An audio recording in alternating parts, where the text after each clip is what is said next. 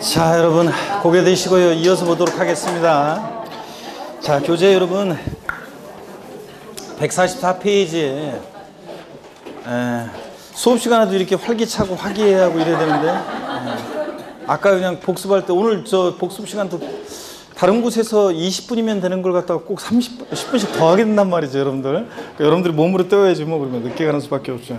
자, 지금도 그렇습니다. 자, 이런 활기찬 분위기를 이어서 144페이지 하단의 양가로 2번 보면 별도 합산에서 제외되는 경우 자, 145페이지 참 양가로 3번이에요. 145페이지 양가로 3번 별도 합산 대상 의제 토지요. 되게 이런 것들이 어떤 것들이냐면요, 여러분. 나대지 공지 상태예요.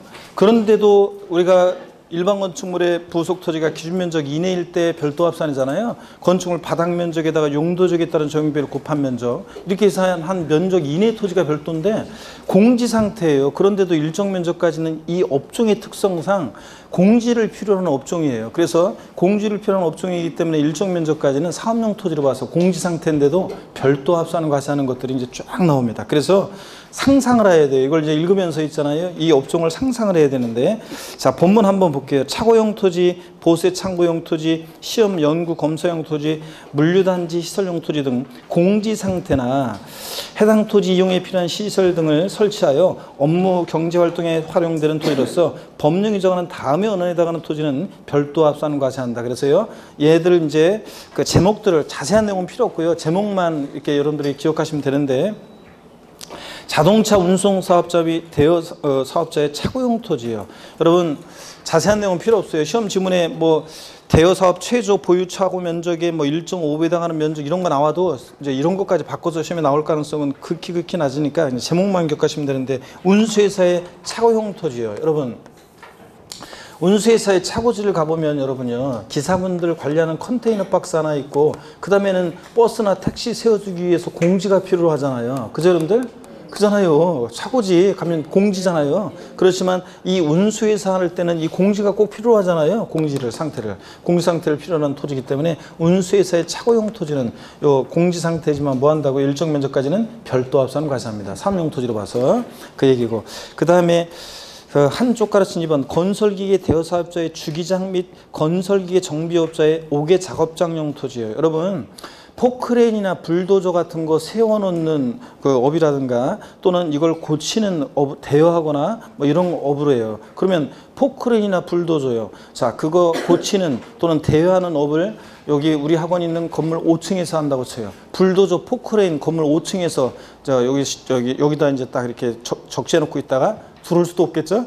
그런 걸 갖다가 손님이 오면 자 여기 가져가서 이렇게 하면서 빌려주고 이렇게 대여한대요. 안 되잖아. 이런 것들은 공지에다가 포크레인, 불도저 이런 거 턱턱 세워놨다가 대여하거나 뭐 고치거나 이런 거 해야 될 거 아니에요. 자, 그래서 이런 업종도 역시 건설기계 대여사업자의 주기장, 세워놓는 주기장이나 건설기계 정비업자의 5개 작업장용 토지는 공지를 필요한 업종이죠. 그러니까 뭐 한다? 별도 합산 과세합니다. 그 다음에 한쪽 가르친 3번 자동차 운전학원의 자동차 운전학원용 토지도 나왔네요. 여러분 보세요. 자동차 운전학원용 토지. 운전학원 가보면 여러분 운전면허 따실 때 같은데 보면 지금 어떻게 되는지 모르지만 제가 예전에 운전면허 딸 때는요, 군대에서 제대해가지고 제가 한두 달 있다가 바로 이제 운전면허 따러 제가 갔어요. 저희 동네에 이제 운전학원에 갔는 데 있잖아요. 운전학원에 갔더니 그 주행연습장, 코스연습장 있고 그 다음에 건물이 있었는데 그 당시에는 가건물로 돼 있었어요. 예전에. 그래가지고 여기에 뭐 강의실 있고 그 다음에 사무실이 있더라고요. 근데 이 사무실 갔더니 접수하는 여직원이 제 동네에 어렸을 때 살았던 그 동네에 여자 그 후배였어요. 근데 걔가 한 2살 정도 아래였었는데 걔가 그 여상 졸업하고서 바로 여기 취업했나 봐요. 그래가지고 여기서 접수하고 있더라고요. 접수하는 여직원이더라고요. 그 저를 딱 보더니 어머 오빠 웬일이냐 그러면서 막 굉장히 반갑게 맞아주고요. 그러면서 커피도 빼다 주고 저 운전 가르쳐 줄 강사분도 소개해주고 시설도 막 안내해주고 막 그랬어요. 그래가지고 제가 첫날 접수하고서 오면서 무슨 생각했냐면 군대에서 제대해가지고 얼마 안 돼가지고 야 역시 한국사에서는 인맥이 최고다. 역시 아는 사람 있으니까 야 이게 좋구나 이런 생각을 했어요. 근데 자 운전 배우기 시작했는데 있죠. 처음에는 운전 가르쳐 주시는 강사분이 아유 저 유리 씨 아는 동네 오빠냐고 그러면서 막 굉장히 처음에는 친절하게 반갑게 맞아주더니 제가 이제 그 운전 배우면서 있죠. 그 1톤 포토 그거 있잖아요. 지금 그 클러치를 안 밟아 지금은 클러치를 밟을 줄 모르는데 그 당시 클러치 밟으면서 이렇게 스틱이잖아요. 이거 하는데 막 어떻게 하다 보면 막 바로 그냥 시동 꺼먹고 뭐 하고 그냥 또 뭐 이렇게 코스 같은 거 이런 거 하는데 어리버리하고 제가 이리 꺾으는데 반대로 꺾고 이리 꺾고 일로 꺾고 막 어리버리하고 막 그러니까 있죠. 분위기 안 좋았어요. 분위기 안 좋았는데 하루는 제가 여기 운전학원 가는 그 봉고차 있잖아요. 셔틀 그 봉고차 거기 탔는데 아줌마들이 있죠. 방석 안고 가면서 거기다가 그 여자들은 그 방석을 왜 안고 다니지? 방석 안고 가면서 담배 두 갑을 갖고 가는 어떤 아줌마를 봤어요. 제가 딱 보는 순간 저도 육군 병장 제대했는데 눈치 딱 챘어요. 그래서 저도 내리자마자 그 매점 달려가지고 담배 두 갑 사가지고 있죠. 제 차례 돼가지고 조수 위에다가 담배 두 갑을 딱 올려놨어요. 그랬더니 저 가르쳐주는 강사분이 그걸 딱 보시더니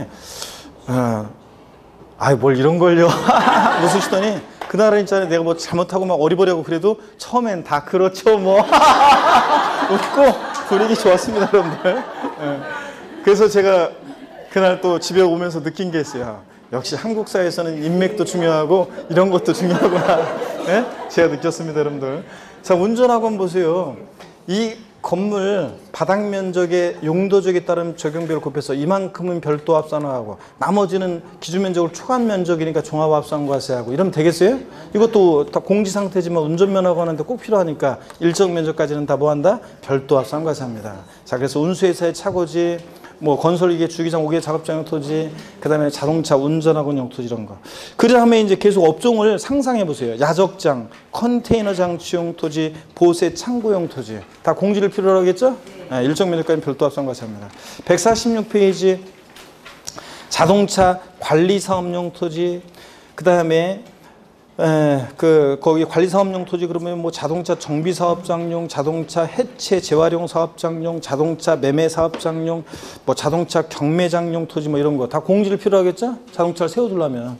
그 다음에 뭐 자동차 성능 및 안전도에 관한 뭐 어쩌고 저쩌고. 7번 물류단지 시설용 토지, 8번 레미콘 제조업용 토지. 모래나 자갈 같은 거 섞는 그 레미콘 제조용 토지 하려면 모래나 자갈 이렇게 쌓아놓을 공지가 필요로 하잖아요. 그런 것들.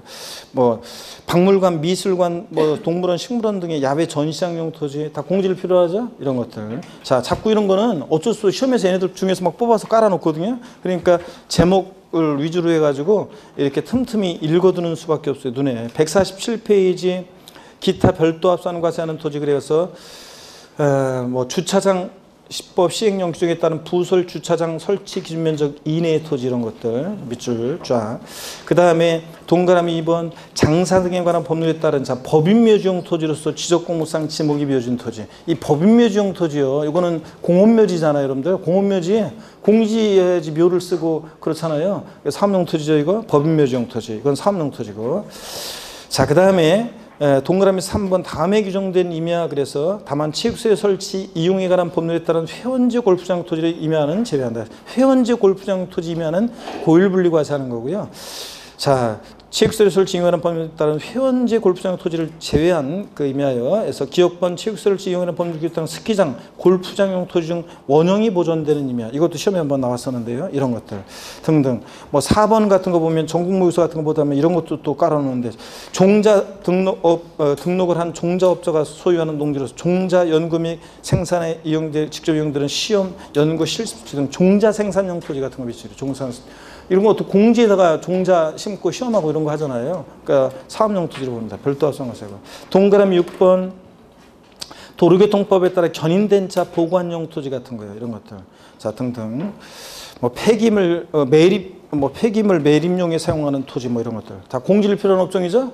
그러니까 일일이 이것을 뭐 달달 외울 수는 없고 자꾸 눈에 읽으면서 업종을 상상해 보세요. 업종의 특성상 공지를 필요한 업종이잖아요. 그러니까 일정 면적까지는 사업용 토지로 별도 합산 과세합니다. 자, 그래서 표를 보시면 자, 별도 합산 대상 토지요. 특별시관시 시지역에 공장용 건축물의 부속 토지로서 기준 면적 이내의 토지가 일반 건축물의 부속 토지로 와서 뭐가 된다고요? 이거 읍면지역이나 산업단지 공업지역을 제외한 시지역이니까 주거지역 상업지역에 공장이 있고 기준면적 이내일 때 뭐가 한다? 별도 합산과세하고. 영업용 건축물의 속토지로서 기준면적 이내 별도. 철거 멸실된 건축물의 속토지로서 자 요거 6개월 이내에는 요거 별도 합산과세하고. 별도 합산과세를 상당한 이유가 있는 토지. 이런 애들 이렇게 자 3단계로 초과 누진세율을 적용합니다. 별도 합산과세 토지로서. 자 눈에 한번 교수시 넘어갑니다. 148페이지. 종합합산대상 토지입니다. 우리가 분리대상 토지 봤어요. 별도 합산대상 토지 배웠어요. 그 다음에 이제 종합합산대상 토지입니다. 그래서 분리나 별도에 속하지 않는 토지는 다 뭐가 된다고 그랬습니까? 종합합산입니다. 이제 다 배운 것들이에요. 그래서 자 보시니까 다만 과세기를 현재 납세무자고 소유하고 있는 토지 중에서 별도 합산대상 또는 분리대상이 되는 토지를 제외한 토지를 말한다. 그렇죠, 여러분? 다만 다음 중 어느에 해당하는 토지는 별도 합산, 종합합산 대상으로 보지 아니한다. 밑줄이고 동그라미 1번. 자, 법령에 따라 재산세가 비과세되거나 면제되는 토지 밑줄. 또 그 다음에 자, 또 재산세가 경감되는 토지, 경감비율에 해당하는 토지 밑줄이요. 얘네들은 종합합산 대상으로 보지 않는데요. 무슨 얘기냐면 여러분 이런 얘기예요. 여기 보세요. 우리가 재산세는 별도나 종합합산 대상 토지는 별도는 별도끼리 종합은 종합끼리 당해 시군구 관할 구역 내 토지를 소유자별 어떻게 합니까? 합산과세합니다. 그죠? 그럴 때 자, 갑이라는 사람 소유 토지가 동일한 시군구 관할 구역 내에요. A라는 상가 토지도 갖고 있고 갑이 A 상가 토지도 있고 그 다음에 B 상가 토지도 있어요. 그러면 A 상가 B 상가 토지 자 별도는 별도끼리 소유자별 어떻게 합니까? 원래 합산과세합니다. 가격을. 근데 문제는 토지분 재산세 부과할 때. 근데는 B 상가 토지가 근데 예를 들어서 얘가 B 상가 토지가 만약에 재산세가 비과세되거나 만약에 자 면제되거나 자 경감대상 토지예요. 그러면 여러분 보세요. 자 원래 동일한 시군구나 구역 내 토지 별도는 별도끼리 합산해서 과세해야 되는데 이 비상가 토지를 만약에 얘는 별도 합산 대상 토지고 자 그다음에 얘 비상가 토지도 만약에 별도 합산 대상 토지로 또는 종합 합산 대상 토지로 여기서는 지금 얘를 하여튼 기왕이면 상가 토지도 들었으니까 어쩔 수 없는 똑같은 얘기예요.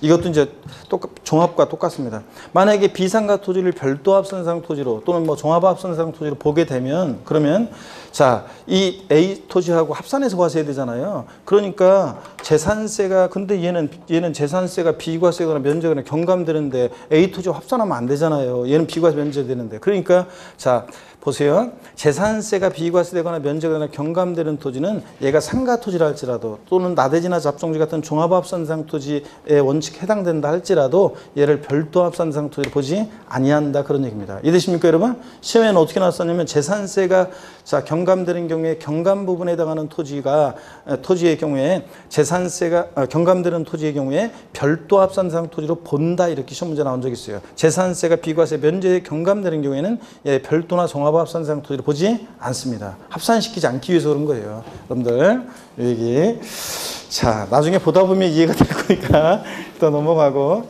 그 다음에 보충 내용에 보니까 종합합산상 토지 어떤 것들이냐 다 배운 것들이요. 1번 시지역의 도시지역의 개발장구역과 녹지지역을 제외한 지역에 있는 농지요. 있을 곳에 있지 않는 농지 뭐가 된다고 그랬어요? 종합합산. 자, 또 이렇게 있을 곳에 있지 않는 목장용지. 자, 뭐가 됩니까? 종합합산. 그 다음에 2번 목장용지나 공장용지나 영업용 건축물의 부속토지로서 기준면적을 초과한 토지. 하여튼 앞동네에 뭐라고 되어 있던 기준면적을 초과한 토지 나오면 볼 것이 뭐가 된다? 종합합산. 3번 건축물의 시가편액이 부속토지 시가편액의 2%에 미달하는 토지 중에서 이 건축물 바닥면적은 별도고 바닥면적을 제외한 토지는 뭐가 된다고 그랬어요? 종합합산.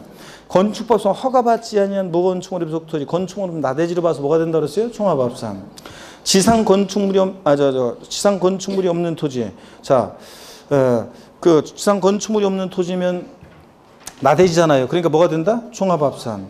단 터미널용 등 별도 합산 대상에서 제외 이렇게 되어 있는데 이거 별도 합산 대상에서 제외.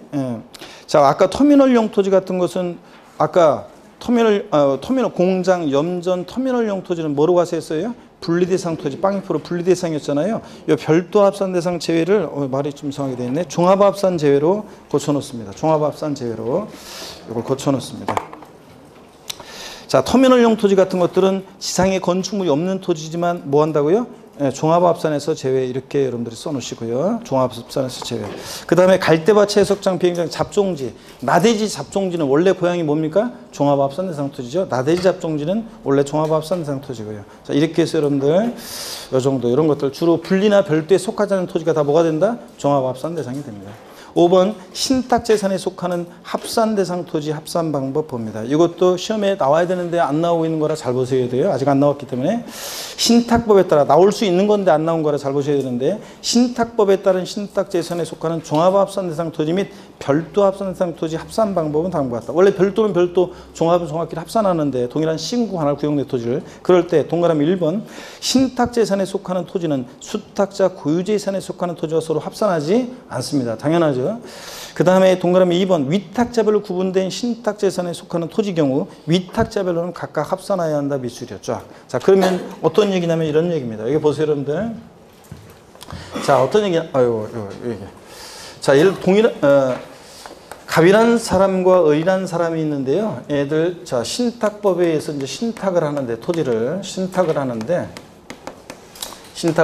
이 위탁자고요. 믿고 맡기는 사람 위탁자고 그 다음에 믿고 맡는 사람 병이라는 수탁자가 있어요. 병이라는 수탁자가 있고 자 그랬을 때 갑이라는 사람이 A 토지하고 A 다시 토지를 신탁했고요. 그 다음에 을은 B 토지를 신탁했고요. 그 다음에 C 토지는요. 그 다음에 보세요. C라는 토지는 수탁자의 고유 토지예요. C라는 토지는 원래 수탁자의 자기 고유 토지입니다. 자 그랬을 때 신탁하게 되면 전부 다 이제 병명의 수탁자 명의로 등기 등록이 되고요. 그 다음에 우리 기초 이론에서 배웠어요. 그 전에. 자, 이 A와 A-B 토지 위탁자로 구분된 신탁재산에 대해서 재산세 납세무자는 누가 되느냐? 재산세, 신탁재산에 대해서 재산세 납세무자는 누가 된다고 했어요? 수탁자가 돼요. 자, 그랬을 때 얘네들이 전부 다 동일한 시군구 관할 구역 내에 있고 전부 다 상가토지라고 할게요. 그랬을 때 원래 별도는 별도끼리 동일한 시군구 관할 구역 내 토지 소유자별로 전부 다 합산해야 되는데 그럴 때 자, 여러분 보세요. 수탁자 고유 토지하고 이런 신탁 토지는요. 수탁자 고유 토지하고 신탁 토지는 얘네들 합산하면 돼야 안 돼요? 안 되지. 소유자가 다른데 신탁 토지하고. 근데 자 위탁자별로는 근데 A와 A 다시 갑이라는 사람이 신탁했어요. 위탁자별로는 어떻게 한다?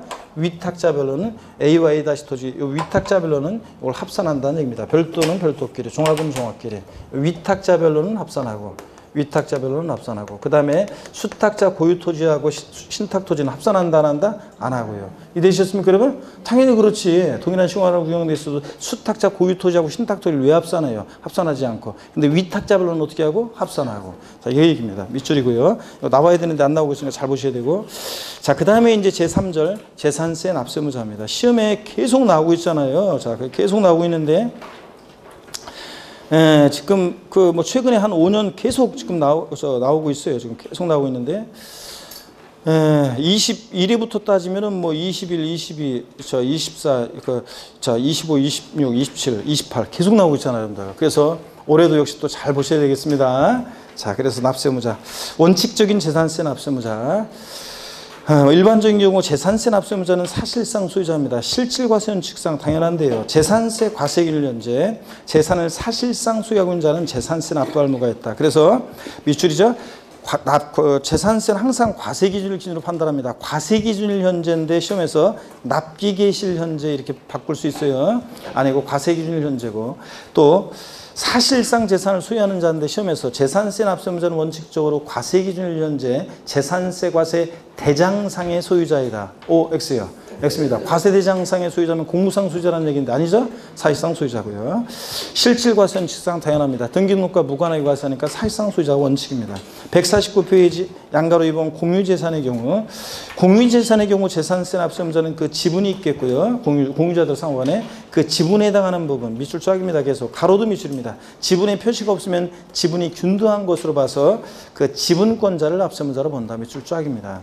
공유재산은 누가 납세무자? 지분권자입니다. 근데 시험에서는 어떻게 바꾸느냐? 공유재산의 경우 재산세 납세무자는 공유자 중에서 지분이 가장 큰 자로 한다. O, X, X입니다. 또 지분의 표시가 없는 경우에는 뭐 지자체 장이 지정하는 사람으로 한다, 뭐 어쩌고 저쩌고 막 바꿔요. 아니고 아무리 꼬셔 넘어가면 됩니다. 자, 지분의 표시가 없다. 갑을이 공유하고 있는 공유토지인데 지분의 표시가 없어? 그러면 지분이 균등한 것으로 봐서 갑은 50% 지분에 대해서, 을은 50% 지분에 대해서 납세무자가 된다는 얘기입니다. 공유재산 누가 납세무자? 지분권자. 그 다음에 양가로 3번입니다. 주택의 건물과 부속토지 소유자가 다른 경우. 주택의 건물과 부속토지 소유자가 다를 경우에 그 주택에 대한 산출세액을 건축물과 부속토지 시가 편익 비율로 안분 계산한 부분에 대해서 그 소유자를 납세무자로 본다. 밑줄 짜이고 시가 편익 비율 안분 계산, 시가 편익 비율 거기다가요. 여러분들이 밑줄 그어서 뭐라고 써놓냐면 대입구리 땡냐에서 면적 비율 X예요. 그래서 면적 비율에 따라 나눠 그 소유자를 납세무자로 본다. 이러면 X예요. 면적 비율로는 X입니다. 자, 어떤 얘기냐면 여러분요. 자, 보세요. 주택은 여러분 보세요. 주택은 세대원들이 독립한 주거 생활을 영위할 수 있도록 구조로 건축된 주거용 건축물과 부속 토지를 우리가 주택이라고 합니다. 그럴 때 주택은 항상 건물과 토지 하나로 평가하고 하나로 과세하잖아요. 그럴 때 자, 이따가도 이 얘기가 나올 건데 주택에 대해서 세액을 계산했어요. 자, 이 주택에 대해서. 그런데 주택의 건물과 토지 소유자가 달라요. 주택의 소유자는 갑이고 부속 토지 소유자는 을이에요. 그럴 때 나온 세액에 대해서 누가 납세무자가 될 것이냐. 자, 그럴 때 주택은 원래 공시가격을 평가할 때 건물과 토지를 하나로 평가하고 하나로 과세해요. 근데 다만 공시가격을 하나로 평가하는데 개별주택 가격이나 공동주택 가격은 일정 면적까지 주택의 부속 토지 가격도 포함한 가격이잖아요. 근데 이런 경우에는 예외적으로요. 주택과 토지 시가 편익을 따로따로 구해봐요. 그랬더니 그 시가 편익 비율이 6대 4의 비율이다. 예를 들자면 그럼 이 나온 세액의 60%는 토지 소유자 을이, 40%는 자 주택의 소유자 갑이 재산세 납세무자가 된다는 얘기입니다. 주택의 건물과 토지 소유자가 다를 때 주택에 대한 산출세액에 대해서 누가 납세무자가 되느냐? 주택의 건물과 토지 뭐 시가 편익 비율로 나눠서 안분해서 각각 소유자를 납세무자로 합니다. 근데 시험에서는 뭐로 바꾼다고요? 면적비율, 주택의 건물과 토지 면적비율에 따라 나누어 그 소유자를 납세무자로 본다. 이렇게 바꿉니다. 요걸 바꿀 수 있는 부분은 딱 요거예요. 어디를 바꾸느냐? 시가 편익 비율. 이걸 갖다가 뭐로? 면적비율로 바꿀 수 있다는 거. 그 다음에 의제 납세무자 봅니다. 이 동그라미 1에 언급한 규정에도 불구하고 재산세 과세기준 현재 다음에 언어에 해당하는 자는 재산세 납부할 의무가 있다. 그래서 양가로 1번 재산세는 원칙 사실상 소유자가 납세무자인데 예외적으로 공부상 소유자가 납세무자가 되는 경우도 있어요. 동그라미 1번 자, 쫙 밑줄입니다. 공부상의 소유자가 매매 등의 사유로 소유권의 변동이 되는데도 신고하지 아니해서 사실상 소유자를 알 수 없을 때는 누가 납세무자? 공부상 소유자가 납세무자다. 자, 요거 밑줄 쫙이고 우리 11월, 12월, 1, 2월 따라 이미 배웠고 또 한 번 배웁니다, 여러분. 자, 어떤 얘기냐면 이런 얘기죠. 여기 보세요, 여러분들. 재산세 여기 봅니다. 재산세 납세무자는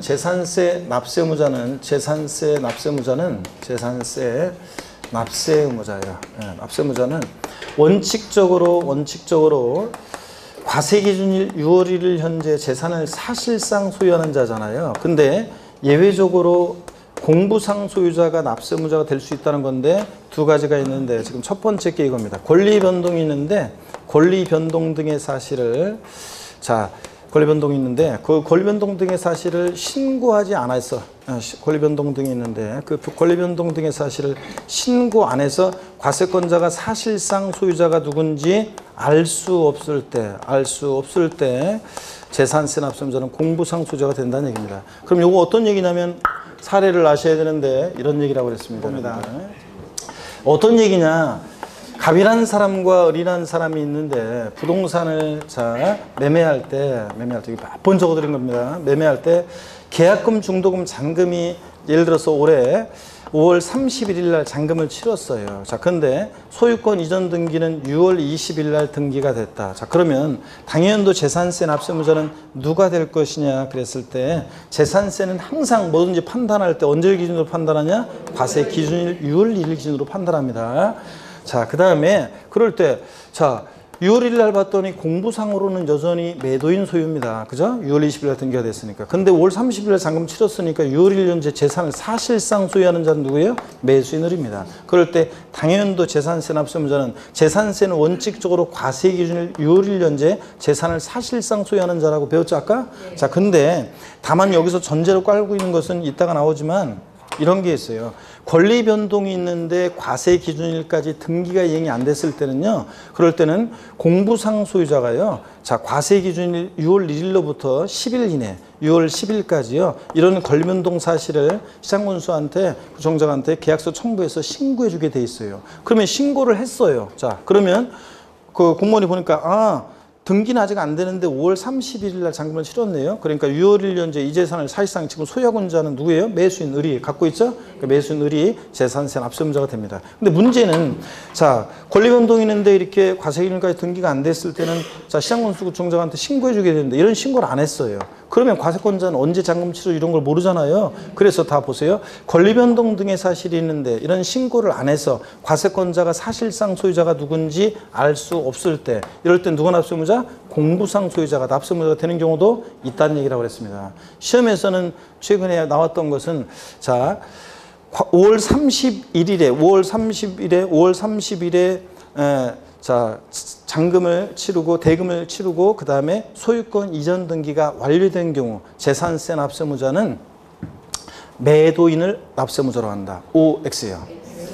자, 잔금 치러지고 등기까지 만약에 이때 다 됐다 그러면 6월 1일 현재 완벽하게 이 재산을 소유하는 사람 누구예요? 매수인이지. 자, 그런데 공부상 소유자 이렇게 바꾼 적이 매도인 이렇게 바꾼 적이 있습니다. 매수인 납세의무자입니다. 어떤 간에 이렇게 해서 이 얘기는 그런 얘기를 하는 권리 변동이 있는데 신고 안 했어. 사실상 소유를 알 수 없다. 누가 납세의무자? 공부상 소유자. 동그라미 2번도 계속 봅니다. 공부상의 개인 등의 명의로 등재되어 있는 사실상 종중재산으로서 종중세금을 신고하지 않았다. 그러면 누가 납세의무자? 공부상 소유자. 자, 실제는 종중재산인데 공부상 개인 명의로 등재되어 있어요. 종중세금을 신고 안 하면 과세권자가 이게 종중재산인지 어떻게 알아? 그러니까 누가 납세의무자? 이럴 때는 공부상 소유자입니다. 근데 종중세금을 신고했다 그러면 누구고? 종중이고. 근데 종중세금을 알게 됐으니까 종중세금을 신고하면 종중이고. 종중세금을 신고 안 했을 때는 그 공부상 개인 명의로 등재되어 있는 공부상 소유자고요. 그렇죠, 여러분들? 이렇게 공부상 소유자가 되는 경우도 있고. 양가로 2번 주된 상속자가 되는 경우. 작년 시험에도 나왔었지만 여기에 이제 정답집으로 나왔었죠. 상속이 개시된 재산으로서 상속등기 이행되지 않냐고. 여러분 상속등기는 상속인 전원에 대해서 전원 명의로 하는 거예요. 근데 상속등기가 안 됐다는 것은 과세권자 입장에서는 누가 상속받을지 포기할지 모른다는 얘기예요.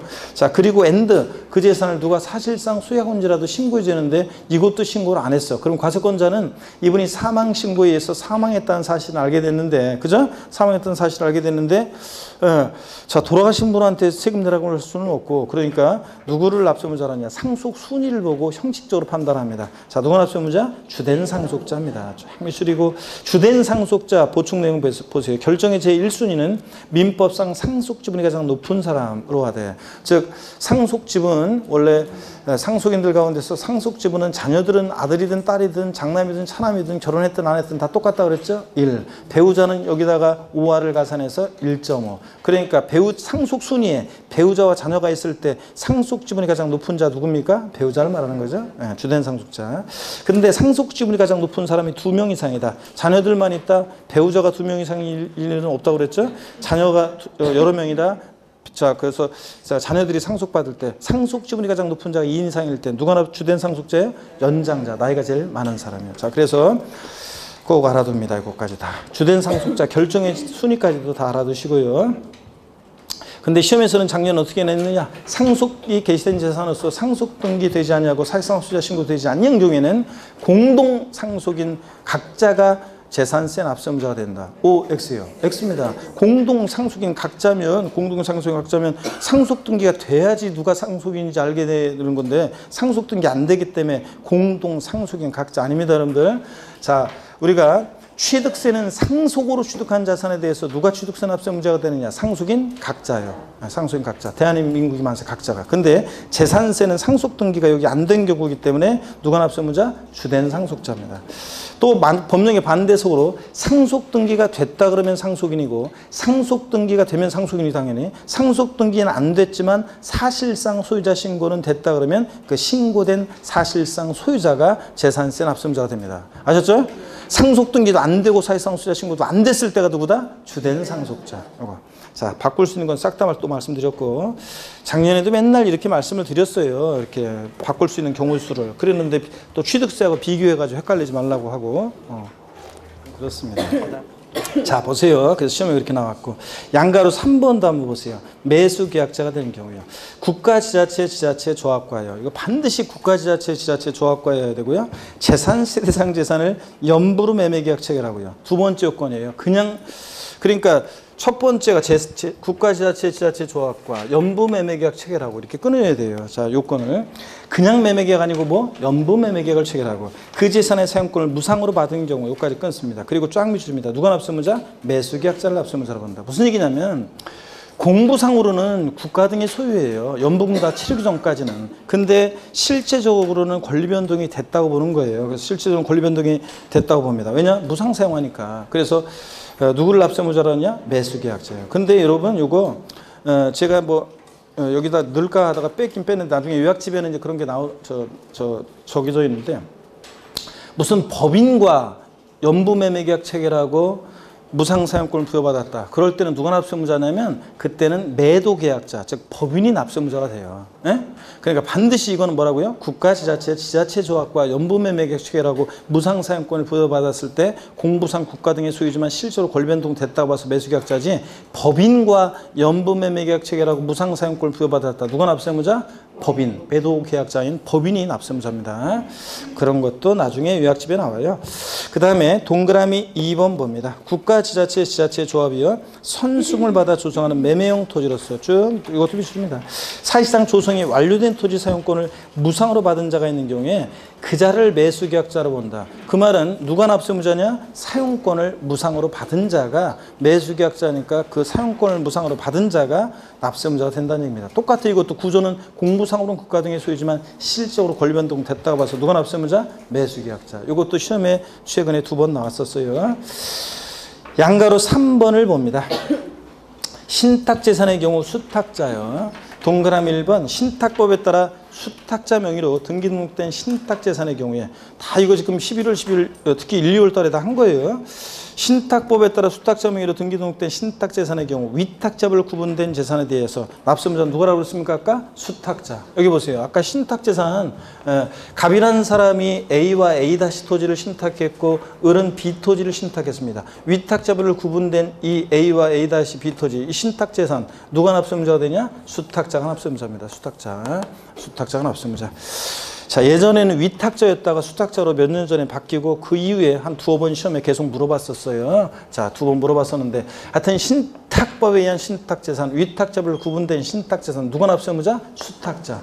바꾸면 뭐라고 바꿔요? 위탁자. 아니고 수탁자입니다. 그 다음에 여기 이제 하나가 좀 이거 올해 여기 뭐 하나가 빠진 게 있어요. 원래는 이제 하나 더 신탁재산, 신탁 토지의 특례라고 그래가지고 하나 빠진 게 있어요. 요거 이제 말로 한번 했다가 요약집에는 나와요. 우리 이제 5, 6월 달에 핵심 요약집에는 들어있는데 하나 빠진 게 있어요. 요약집에는 나올 건데요. 어떤 거냐면 한번 그냥 듣기만 하세요. 적지는 않으셔도 되고 요약집에 어차피 나중에 나오니까. 무슨 얘기냐면 만약에요. 요 A 토지가 만약에 요 A 토지가 세금을 체납한 토지라고 할게요. 세금을 체납한 토지예요. 자, 세금을 체납한 토지다. 그러면 체납 토지에 대해서는 압류해야 되겠죠? 압류할 수 있습니다. 근데 문제는요. 이 B 토지하고 C 토지는 요 B 토지하고 C 토지는 압류하면 돼요, 안 돼요? 요건 압류하면 돼요, 안 돼요? 압류하면 안 되지. 자, 세금을 체납한 토지에 대해서는 이제 압류하게 되는데 자, 그런데 세금을 체납한 토지만 압류할 수 있는 거지 다른 토지는 압류하면 안 됩니다. 근데 문제는 또 보세요.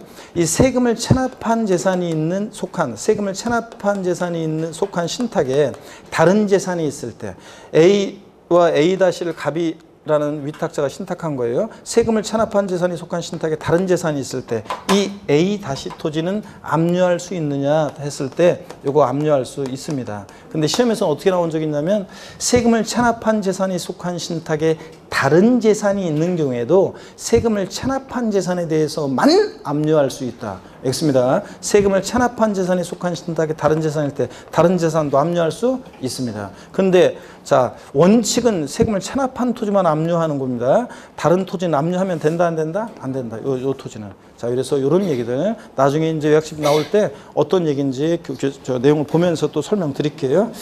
일단 거기에 빠져 있는데 다음에 요약집에서 나옵니다. 양가로 5번 봅니다. 체배지 또는 보류지의 경우 사업시행자가 되는 경우, 도시개발법에 따라 시행하는 환지 방식에 의한 도시개발 사업 및 도정법에 따른 정비사업의 시행에 따른, 자 여기부터 비출이죠. 또 환지계획에서 일정한 토지를 환지로 정하지 않냐고 체배지 보류지로 정한 경우에 누가 납세무자? 사업시행자.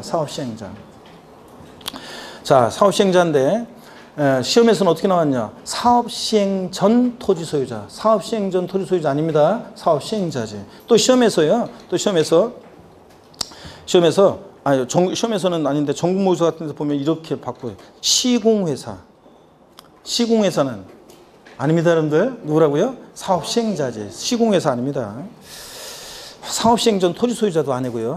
저 사업시행자입니다. 그 다음에 양가로 6번 소유권의 귀속이 불분명한 경우 재산의 경우 사용자가 되는 경우. 참고를 보세요. 먼저 소유권의 귀속이 불분명하다는 게 어떤 거냐면 소유권의 귀속이 불분명한 경우라고 하면 예규에서요. 소유권의 귀속 자체의 법적 분쟁이 발생해서 쟁송 중에 있거나 서로 소유권을 놓고 다투고 있어요. 그럼 재판 끝날 때까지 누가 승소할지 알 수 없잖아요. 그 다음에 공부상 소유자가 장기간 행방불명이에요. 자, 이럴 때 누가 납세문제가 될 것이냐. 자, 봅니다. 재산세 본문 보니까 과세일련제 소유권의 귀속이 분명하지 않아서 사실상 수자를 확인할 수 없는 경우에는 누가 납세문자? 사용자. 쫙 밑줄입니다. 재산세에서 사용자가 되는 건 딱 이거 하나예요. 소유권의 귀속이 불명할 때, 자, 사용자가 됩니다. 그래서 뭐 이런 얘기죠.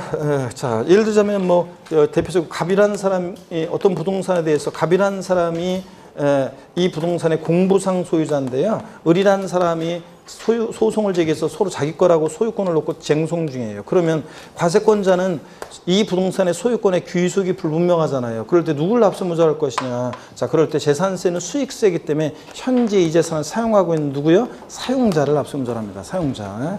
자, 그래서 뭐 임차인이 있다 그러면 그 임차인 이런 식으로 사용자가 납세무자입니다.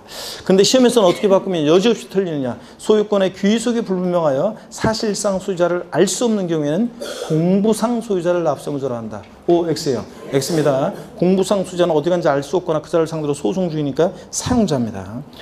자, 됐고요. 그 다음에 제4절 봅니다. 자, 과세표준 및 세율이요. 재산세 세금 계산 어떻게 할 것이냐. 자, 중요하다고 그랬죠, 여러분?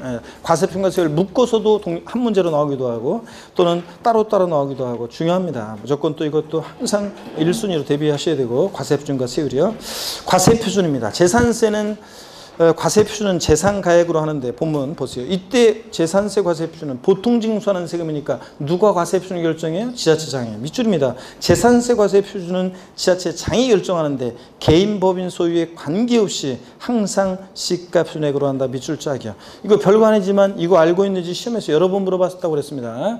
법인이 소유하는 재산의 재산세 과세표준은 법인 장부상 입증되는 가격으로 한다. 또는 법인 장부상의 사실상 취득가격으로 한다. O, X, X입니다. 개인 소유든 법인 소유든 구별하지 않고 항상 지자체장이 재산세 무엇으로 과표 결정한다? 시가순액으로 해요. 시가순액으로. 아무리 꼬셔 넘어가면 안 돼요. 국가나 지자체로부터 취득한 재산의 재산세 과세표는 그 사실상 취득가격으로 한다. 국가나 지자체로부터 취득한 재산 취득세 등록면허세 과세표준은 사실상 취득가격으로 하지만 시가표준보다 낮아 관계없이. 근데 그거 취득해서 국가나 지자체로부터 취득해서 보유할 때 매년 반복해서 부과되는 재산세도 사실상 취득가격으로 하면 시가순액 1억짜리 부동산을 20년 전에 7천만 원 취득했습니다. 부동산 가격은 상승하든 마든 매년 7천만 원으로 매년 세금이 부과된다. 말도 안 되겠죠? 그러니까 국가나 자체로부터 취득한 재산도 무엇으로 과표 결정된다? 시가순액으로. 재산세 항상 그렇습니다. 다만 151페이지 봅니다. 시가순액을 기준으로 하는데 재산세 과세표준은 다만 토지건축물 주택의 과세표준은 거기 봅니다. 토지건축물 주택에 대한 과세표준은 시가순액의 여기 밑줄이었죠. 밑줄. 여기까지만 일단 밑줄. 부동산 시장 동향과 지방재정 여건 등을 고려해서 다음에 어느 하나에서 정하는 범위에서 법령으로 정하는 자, 또 밑줄이요. 공정시장가액표를 곱하여 산정한 가액으로 한다. 자, 재산세 과세비 결정 시에 토지건축물 주택은 시가 표준액이 바로 과세 표준되는 것이 아니라 시가 표준액에 반드시 뭘 곱한다? 공정시장가액 비율이라는 걸 곱한 금액을 합니다. 이 공정시장가액 비율을 반드시 곱해야 되는데 토지 건축물은 몇 프로? 70%. 주택은 현재 몇 프로? 60% 곱한 금액입니다. 이때 주택은 별장이라고 해서 뭐 70% 공정시장가액 비율 이런 거 아니에요. 별장이든 고급주택이든 일반 주택이든 무조건 단독주택이든 공동주택이든 공정시장가액 비율은 주택은 몇 프로다? 60%. 토지 건축물은 무조건 몇 프로? 70%입니다. 그래서 요거 기초 이론에서 자세히 설명했기 때문에 오늘 말로 하고 넘어갑니다. 개별 토지분 재산세 과세 표준은 과세 기준일 현재 개별 공시지가로 한다. OX. X입니다. 토지 재산세 과세 표준은 과세 기준일 현재 개별 공시지가로 한다. 이러면 틀려요. 토지 개별 시가 표준액인 개별 공시지가에다가 반드시 뭘 곱해? 공정시장가액 몇 프로? 70% 곱한 금액입니다. 그래서 만약에 어떤 주택, 개별주택 가격이나 공동주택 가격, 주택의 시가 표준액이 1억이다. 그러면 1억이 바로 과세되는 게 아니라 주택이니까 공정시장가액 비율 몇 프로? 60% 곱한 얼마? 6천만 원이 과세 표준되는 겁니다. 아셨죠, 여러분? 말로 하고 지나갑니다, 이거는. 그 다음에 양가로 2번 선박 및 항공기 재산세 과세 표준. 선박, 항공기 과세 표준은요, 그냥 시가 표준액으로 합니다. 얘는 공정시장가액 곱해요, 안 곱해요? 안 곱합니다. 시험에서 또 이렇게 나온 적도 있습니다. 재산세 과세 표준 결정 시에 시가 표준액에 공정시장가액 비율을 적용하는 것은 토지, 주택에 한한다. OX예요.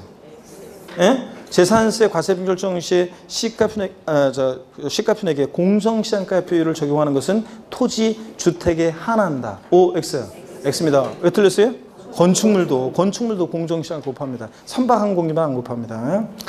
자, 이렇게 해서 재산세 과세 표준을 받고 이제 세율입니다. 재산세 세율이요. 자, 개요를 봅니다. 재산세 세율은 과세상의 종류에 따라 달라진다. 그렇습니다. 토지, 건축물, 주택, 선박항공기 다 달라지는데 재산세 세율 구조는 밑줄이죠. 차등 비례세율과 초과 누진세율이 적용됩니다. 그래서 비례세율과 누진세율이 다 적용돼요. 빗자의 동그라미, 초과 누진세율, 누자의 동그라미, 비누입니다. 비례세율, 누진세율 다 적용되고요.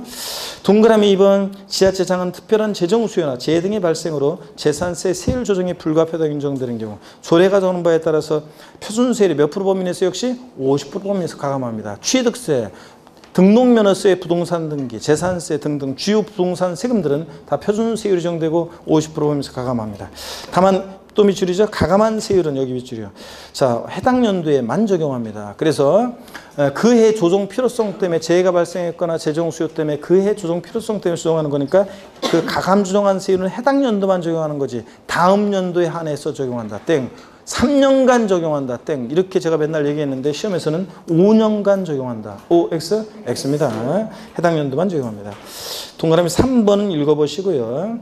그 다음에 양가로 2번 표준세율입니다. 재산세 표준세율 대상 종류에 따라 달라지는데요. 자, 토지세율, 그 다음에 건축물 등등 쭉 나옵니다. 근데 재산세에서는 일단 이거를 알아야 돼요. 세율 구조를 먼저 알아야 돼요. 얘가 비례세율 대상이냐 누진세율 대상이냐 이런 걸 먼저 알아야 되는데 여기 잠깐 한번 보겠습니다. 재산세 세율은 세율 구조가 비례세율 적용되느냐 누진세율 적용되느냐 이걸 알아야 되는데 비누예요. 일단 비례세율과 누진세율이 다 적용되고 그 다음에 재산세 대상 종류에 따라 세율이 달라지는데 먼저 토지 경우 재산세 세율은 보세요. 우리 모든 토지를 3개의 유형으로 나눴습니다. 재산세 분리대상 토지, 종합합산 대상 토지, 그 다음에 별도 합산 대상 토지 3개 용으로 나눴죠. 자, 그럴 때 먼저 세율 구조를 알아야 되는데 분리대상 토지는요 세율이요 007% 비례세율이 적용되는데 비례세율이 적용되죠. 비례세율인데 다 쓰진 않고 이렇게 하겠습니다. 비례세율이 적용되는데 비례세율인데 007 그 다음에 빵이 4 비례세율입니다. 007빵에서 비례세율이죠. 자, 그럴 때 007% 조혈비상 토지 어떤 게 있느냐? 007% 조혈비상 토지는 어떤 게 있다고 그랬어요? 농지, 목장, 예외적인 임야요. 빵 2%는 어떤 게 있냐면 공장, 염전, 그 다음에 터미널용 토지, 부동산 투자회사 소유 토지, 각종 무슨 공사 소유 토지, 토지주택공사, 수장공사 같은 등이 있었습니다. 엄청 많이 있었잖아요. 007빵에서 4%, 니네들 한번 죽어봐라. 4%니까 사치성 재산 토지죠. 그래서 고급 오락장용 토지, 그 다음에 골프장 내 토지요. 골프장 내 토지. 이런 것들이 4%입니다, 여러분들. 자, 그러면 여러분 보세요. 분리상 토지는 비례세율 적용되고요. 그 다음에 종합합산과 별도합산상 토지는 종합은 소유자별로 종합은 종합끼리 합산해가지고 소유자별로 합산해서 과표구간 3단계로 3단계로 되어 있어요. 3단계 초과 누진세율이 적용됩니다. 초과 누진세율이. 별도 합산 대상 토지도요. 소유자별 합산해서 과표구간 3단계로 해서 초과 누진세율이 적용됩니다. 시험에서 이렇게 나온 적도 있어요. 보세요. 다음 분리대상 다음 토지 중에서 재산세 토지 중에서 과세 표준 금액이 커짐에 따라 세율이 누진적으로 증가하는 토지는 이렇게 물어봤어요. 그래서 분리상 토지 쫙 깔아놓고 뭐가 나왔냐면 그때 건축법상 허가받지 않는 건축물의 부속토지. 그럼 건축법상 허가받지 않는 건축물의 부속토지면 토지용은 뭐가 돼요? 종합합산. 건축법상 허가받지 않는 건축물의 부속토지는 건축물은 나대기 줘봐서 뭐가 돼? 종합합산. 그러니까 종합합산 대상 토지니까 과표 커지면서 세율이 누진적으로 증가하는 토지죠? 그잖아요. 네? 종로, 이거 종합합산 토지. 자, 이런 식으로 시험에 나온 적이 있는데, 세율 구조를 먼저 알아야 되는데, 머리 글자를 따서 분비요. 분비. 그 다음에 종로. 그 다음에, 자, 별로입니다. 여러분, 제가 지난 일요일 달에도 이거 살짝 말씀드린 것 같은데, 머리 글자를 따서 보니까 분비는 종로에 갔더니 별로였더라. 안 했나요, 제가? 자, 여러분, 어떤 분은 했다고 하고 어떤 분은 안 했다고 하니까, 자, 내가 누구한테만 알려주고 누구한테만 안 알려줬나 보네. 자, 여러분. 자, 그러면 이 얘기는 생각나세요? 제가 1999년도에서 2000년도 될 때 새천년이 열린다. 그래가지고 밀레니엄 그때 마케팅도 엄청 났었는데 새천년이 열린다 그래가지고 제가 1999년 12월 31일 날 있죠. 광화문 광장에서 밀레니엄 축제가 열렸는데요. 자, 제가 이 새천년이 열리는데 집에서 가만히 TV만 보고 있을 수는 없죠. 그래서 나도 광장으로 나가자. 그래서 광화문 광장에 가서 사람들과 함께 새해를 맞이해야지. 그래서 나가는데요. 그해 엄청 추웠어요. 12월 30일 날. 원래 연말이니까 춥긴 하지만 엄청 추웠는데 인파가 엄청나게 왔어요. 막 나가 똑같은 마음이지. 생전 안 나가던 사람들까지 나까지 막 나갔으니까 엄청 인파 많은데 화장실 한번 가려고도 있잖아요. 사람들 틈을 헤치고 나와서 겨우 어디 개방 화장실 가잖아요. 사람들이 막 나래비로 줄 서 있어가지고 어떻게 뭐 할 수도 없더라고요. 남자들은 물론 대충 해결은 가능합니다. 뒷골목 들어가가지고. 근데 엄청 막 사람 많아가지고 고생 많이 했거든요, 제가. 그래서 그 다음부터는 있잖아요. 절대로 안 나갑니다. 진짜 연말에 그냥 종로 같은 데 안 나가요. 집에서 그냥 제아의 종소리 듣는 게 제일 낫지. TV 보면서. 자, 이거 보세요. 분비는 종로에 갔더니 뭐라고요? 별로였더라. 이렇게 외웁니다. 다 같이 시작. 분비는 종로에 갔더니 별로였더라. 분비, 분리상 토지 비례세율이고 종합합산과 별도합산은 종로별로 누진세율 적용되는데 근데 자, 종로별로 얘네들은 3단계 소유자별로 당해 시군구 관할 구역 내 토지를 별도는 별도 종합은 종합끼리 합산해서 몇 단계? 과표구간 3단계로, 3단계로 되어 있어요. 초과 누진세율이 적용됩니다. 분리상 토지는 세율을 세분화해서 외워야 되는데 어떻게 외웠다? 007, 빵24, 비례세율이에요. 007% 전리상 토지 어떤 게 있다? 농지, 목장, 예외적인이냐. 외우라니까 소리 내서. 안 외우고는 못 빼긴다니까 이거 계속 얘기할 건데. 빵2% 어떤 거? 공장, 염전, 터미널용 토지, 부동산 투자회사 소유 토지, 각종 공사 소유 토지요. 자, 그 다음에 007 빵24 4%는 고급 학장, 사실상산 토지로서 고급 학장, 골프장 토지입니다. 이렇게 해서 여러분들 이걸 외우셔야 됩니다. 분비는 종로에 갔더니 별로였더라. 그 다음에 건축물은요, 여러분. 건축물은 그냥 이렇게만 아시면 돼요. 지금은 자, 건축물은 건비요. 건축물은 건비. 건축물은 비례세율 구조로만 되어 있습니다. 건축물은 비례세율. 더 자세한 얘기는 제가 심화 이론 때 5, 6월 달에 알려드릴게요. 건축물은 건비입니다. 비례세율 구조로만 되어 있고요. 건축물은. 그래서 시험에서는 일반 상가 건축물의 재산세 세율은 1,000분의 2부터 1,000분의 5까지 3단계 초과 누진세를 적용한다. X입니다. 건축물은 뭐다? 비례세 구조로 되어 있습니다. 그 다음에 주택이 있잖아요. 주택은 별장과 별장 2회 주택으로 나눠서 별장은 몇 프로냐? 4%, 1,000분의 44% 비례세율이 적용됩니다. 4% 비례세율. 여러분 비례세율이 뭐냐 이렇게 물으면 골치 아파요. 농지는 1억짜리 농지든 5억짜리 농지든 10억짜리 농지든 0.07%인 거고요. 그 다음에 별장은 이게 20억짜리든 30억짜리든 50억짜리든 무조건 4% 비례세율이 적용되는 거고요. 자, 별장 이외 주택이요. 별장 이외 일반 주택이에요. 별장 이외 일반 주택. 자, 얘는 별장 이외 일반 주택은요. 별장 이외 일반 주택은 먼저요. 얘는 0.1%부터 1,000분의 1, 0.1%부터 0.4%까지 이거 외우셔야 돼요. 첨가 것을. 최저와 최고. 0.1에서 0.4. 4단계, 과표관 4단계 초과 누진세율이 적용됩니다. 그래서 01, 04 몇 단계? 4단계 초과 누진세율이 적용되고요. 그 다음에 여러 개의 주택이 있을 때 주택별로 세율을 적용합니다. 주택별로. 그래서 여러 개의 주택이 있을 때 주택별로 세율을 적용하는 거지. 이거 소유자별로 합산해서 소유자별로 합산한다. 이러면 틀려요. 소유자별로 합산하겠습니다. 그래서 동일한 시군과랑 구역 내에 2개 이상의 주택이 있을 때 소유자별로 합산한 과세표준금액의 초과 누진세율을 적용한다. O, X, X입니다. 주택별로 각각입니다. 광명시에 A주택이 있고 B주택일 때 A주택, A주택, B주택, B주택 따로따로 광명시장의 재산세 계산합니다. 주택별로. 그 다음에 얘요. 자, 고급주택 포함입니다, 여러분. 고급주택도 일반주택과 똑같이 초과 누진세율을 적용합니다. 그래서 시험에서 지방세법상 사치성 재산에 해당하는 별장 및 고급주택의 재산세 표준세율은 1,000분의 40이 적용된다. O, X. 지방세법상 사치성 재산에 해당하는 또 취득 또는 취득세가 중과세되는 별장 및 고급주택의 재산세 세율은 표준세율은 1,000분의 40이 적용된다. O, X. X입니다. 이거 보면서도 그래. 고급주택, 별장만 4%지 고급주택은 일반주택과 똑같이 뭐라고요? 초과 누진세율입니다. 고급주택도 초과 누진세율이라니까. 고급주택도 일반주택과 똑같이 초과 누진세율이고 고급주택 4% 적용한다. 별장처럼. 그럼 틀려요. 별거 아닌데 시험에 여러 번 물어봤는데 꼭 알아야 되는데 여러분들. 이렇게 해서 재산세 세율 정리해드렸습니다. 교재 봅니다. 151페이지. 양가로 2번 표준세율, 토지세율입니다. 분리대상 토지. 납세무자가 소유하고 있는 해당 지자체 관할 구역 안에 소유하는 분리대상이 되는 토지가액을 과세율 다음에 비례세율을 적용한다. 자, 동그라미 1번 분리대상 토지 제목 분자의 동그라미 두 번째 줄 끝에 다음에 비례세율에서 밑줄이고 빗자의 동그라미요. 분비죠, 여러분들? 자, 그럴 때 분리대상 토지는 저일분리와 고일분리 나눌 때 우리 어떻게 외웠냐? 007 빵24 비례세율이요. 거기 나와 있죠? 007% 저일분리상 토지 어떤 거? 농지, 목장, 예외적입니다. 빵 2% 공장, 염전, 터미널 토지 등등등. 4% 사실상산 토지, 골프장, 고락형 토지요.